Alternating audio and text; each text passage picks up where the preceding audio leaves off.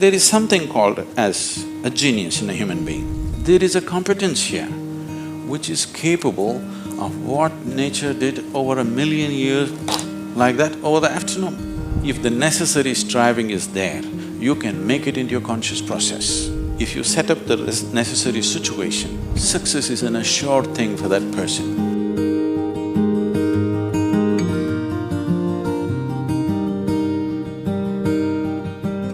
Small things or big things, it doesn't matter. In every single act, a human being longs to be successful. Life is an infinite number of doorways. If you're very diligent, you will open a few of them. If you're brilliant, you'll open many of them. But if you're truly vibrant, then they will open for you.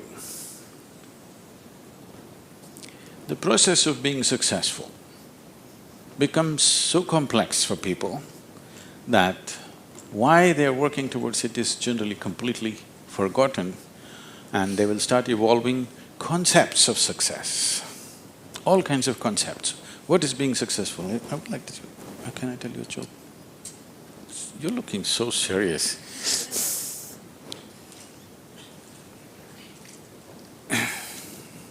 There was a man in India whose name is Shankaran Pillai. Okay, it's like John Smith.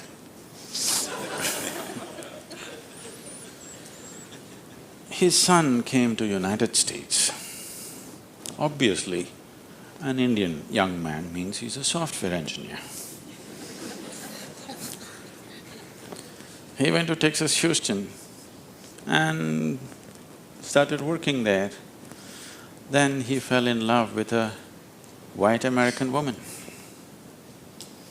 He struggled because back home, this love affair is a crime. He struggled and struggled, then one day told his mother, then the mother informed the father, and the father exploded. He went back home to convince him, didn't work, because in India, if you have to get married, they're tracing your family tree for 5,000 years.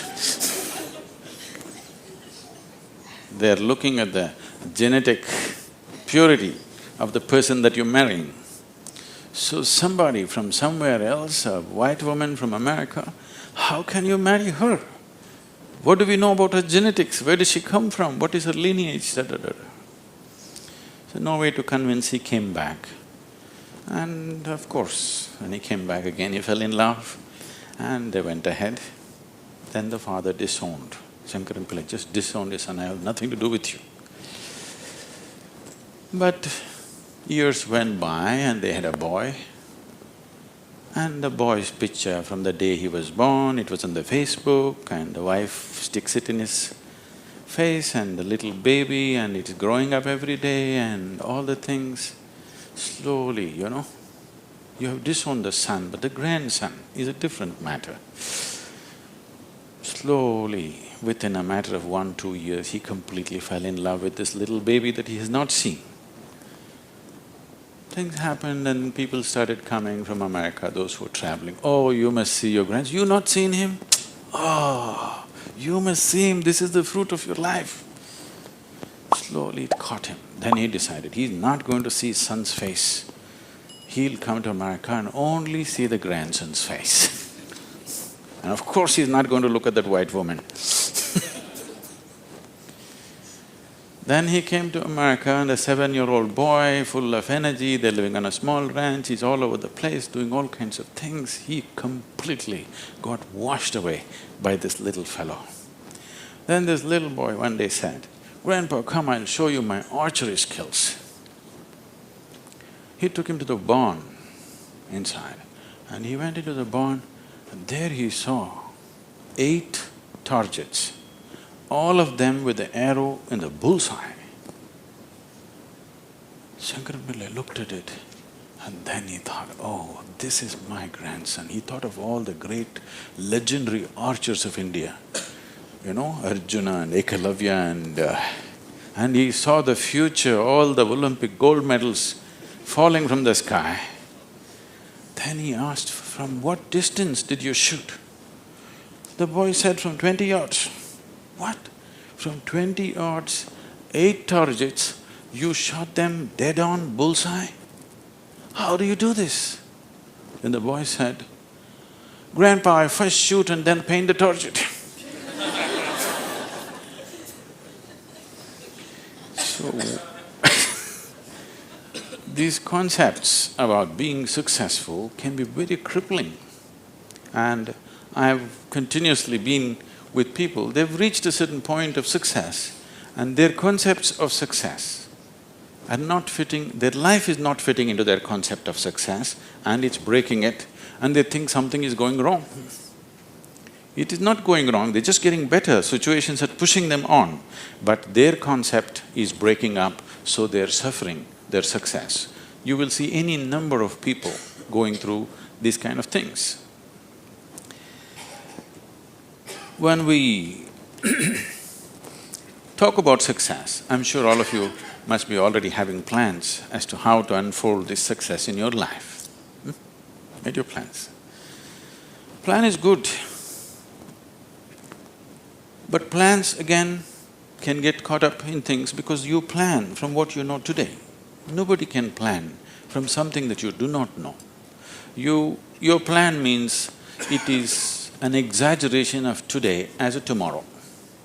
Right now you're here at a certain level, now you think, my plan means this must be 10 times more in this many years or whatever, or 100 times or 1,000,000 times or whatever. But plan is just essentially an exaggeration of what is today. Maybe there is a certain logic to it, maybe there is a certain understanding of the logistic attached to it, but essentially it's an exaggeration of today. That means in many ways it's ruled out whatever other possibilities which are not yet in your experience. In Pennsylvania, you heard of the Pennsylvania floods? Pennsylvania has floods, you know. It once happened, a big flood came and water started rising in a small town and it rose up to the house is getting submerged. So 2 young boys got onto the roof of their house and they were sitting there. And then they saw a hat going up and down in front of the house. One of the boys asked, "What is that? Why is that hat going up and down?" So the other boy said, "Don't worry, it's my dad. Yesterday night he got into a fight with my mom and took a vow, hell or high water, I'm going to mow that lawn."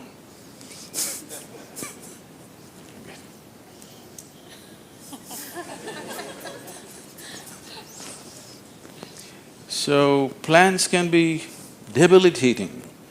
It's good to have a plan, but it's more important that you have a purpose. If you have a purpose, plans will evolve, things will happen, plans will fall apart, new things will come up.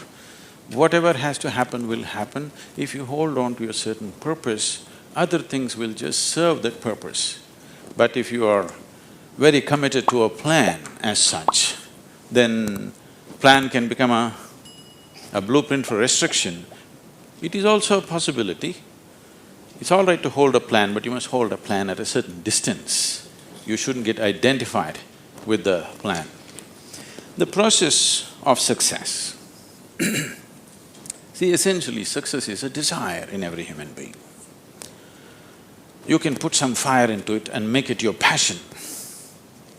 But if it becomes a need within you, that you must be successful, otherwise you will suffer, then you are heading for a problem, a serious problem.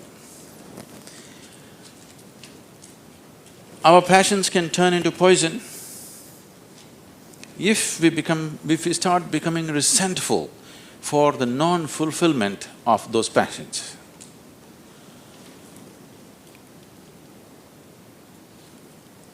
When I say turning into poison, today there's substantial medical and scientific evidence to show that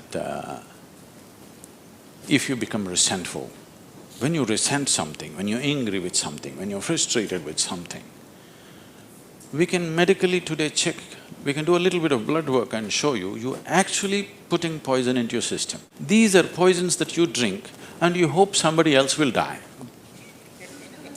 Life does not work like that. If you drink poison, you die, and it's fair.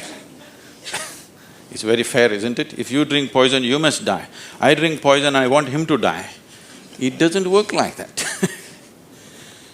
So these emotions always take away the fundamental ability. See, there is something called as a genius in a human being. Every human being has it, every human being touches it at some moment of life. But the question is, how often do you touch it? That's a question. You sparked once in your lifetime, that's not good enough. You must be sparking all the time, isn't it? What is genius? There are many ways to look at it. One simplest way to look at it is, when we say intelligence, we are always thinking logical thought. No, logical thought will be meaningless probably in another 25 years, because your computer may be able to explore all the permutations and combinations of logical thought much quicker and better than you can do. So touching the genius means there's another dimension of intelligence within you. What did you have for breakfast? Chicken and salad. See, he ate a chicken. Over the afternoon, this chicken has transformed itself into a human being.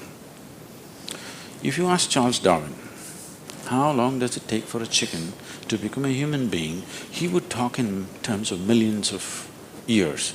Here he is. Over the afternoon, he transforms a chicken into a human being. So there is an intelligence here, there is a competence here, which is capable of what nature did over 1,000,000 years like that over the afternoon. Only thing is, this is an unconscious state of intelligence. Whatever is unconscious, if the necessary striving is there, you can make it into your conscious process. In your conscious process, if this intelligence, even a drop of this intelligence is available to you, suddenly life will spark like it's a magic. What everybody slogs for, you can just simply do it. Now when I say intelligence, always people would think this. If you say intelligence and ask them to show in sign language, they'll also always say this, isn't it? They'll not say this or this or this or this, but one cell in your body is doing more activity than your brain could ever do. One molecule of DNA is doing so many millions of functions in a minute that you can never ever figure it out. Yes or no? So in yoga, in the yogic systems, in the yogic sciences, we never look at anything as mind. There's no such thing as mind. There is a physical body and there is a mental body. So you learn to think through your body. You know, it's a short session, it's not an area that we should enter right now, but I have to tell you this. There are many things personally that I do at the same time. Now people come and tell me, just now I'm entering the session, somebody comes and tells me, Sadhguru, these building plans have to happen, because we do everything ourselves. Now by the time I get out, I'll have the building plan ready as I'm speaking here, because 12 to 14 channels actively keep going on in my head. It is not just in the head, you learn to think through your body. Learning to think through your body will never give you a headache, that's the best part of it. Now, all these responsibilities and 1,000 things happening at the same time, won't you get stressed? There is no such thing, because you use a deeper dimension of yourself and everybody is capable of this and everybody has it. You may not have the same level of intellect as somebody else has. That is always subject to person. But all of you eat, if you eat a carrot, you can digest it. That means you have another dimension of intelligence. Yes? If you set up the necessary situation that everything that's there within the system is available for you, success is an assured thing for that person.